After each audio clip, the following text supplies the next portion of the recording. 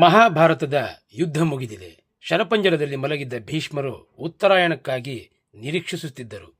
ಧರ್ಮರಾಜನ ಮನಃಶಾಂತಿಗಾಗಿ ಭೀಷ್ಮರು ಬೇರೆ ಬೇರೆ ಧರ್ಮಗಳನ್ನು ವಿಸ್ತಾರವಾಗಿ ಬೋಧಿಸುವರು.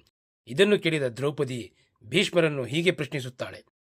ಧರ್ಮದ ಬಗ್ಗೆ ಧಾರಾಳವಾಗಿ ಉಪದೇಶ ಮಾಡುವ ತಾವು ನನ್ನ ಮಾನಹರಣದಲ್ಲಿ ದುರ್ಯೋಧನಾದಿಗಳು ತೊಡಗಿದಾಗ ಆ ಅನ್ಯಾಯವನ್ನು ಪ್ರತಿಭಟಿಸದೆ ಏಕೆ ಸುಮ್ಮನಿದ್ದಿರಿ? ಆಗ ಧರ್ಮಪ್ರಜ್ಞೆ ಏಕೆ ಜಾಗೃತವಾಗಲಿಲ್ಲ? ಇದಕ್ಕೆ ಭೀಷ್ಮರು, ದ್ರೌಪದಿ, ಅಂದು ನಾನು ದುರ್ಯೋಧನ ನೀಡುತ್ತಿದ್ದ ಅನ್ನವನ್ನು ಸ್ವೀಕರಿಸುತ್ತಿದ್ದೆ. ಆ ಪಾಪದ ಅನ್ನವನ್ನು ಉಂಡು ಕೊಬ್ಬಿದ್ದ ಈ ದೇಹದಲ್ಲಿ ಧರ್ಮಪ್ರಜ್ಞೆಯ ಸುಳಿವೇ ಇರಲಿಲ್ಲ. ದುಷ್ಟಾಹಾರದ ಪರಿಣಾಮವಾದ ತಾಮಸ ವೃತ್ತಿಯ ಅಬ್ಬರದಲ್ಲಿ ಧರ್ಮದ ದನಿಯೇ ಆಗ ಕೇಳಿಸದಂತಿತ್ತು.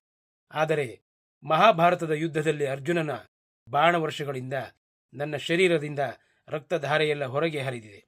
ದುರ್ಯೋಧನನು ನೀಡಿದ ಆಹಾರವನ್ನು ಸೇವಿಸಿ ಸಿದ್ಧವಾದ ರಕ್ತಧಾರೆ ಹರಿದು ಹೋಗಿ ಅಸ್ಥಿ ಮಾತ್ರವಾದ ನನ್ನ ಶರೀರವು ಈಗ ಪರಿಶುದ್ಧವಾಗಿದೆ.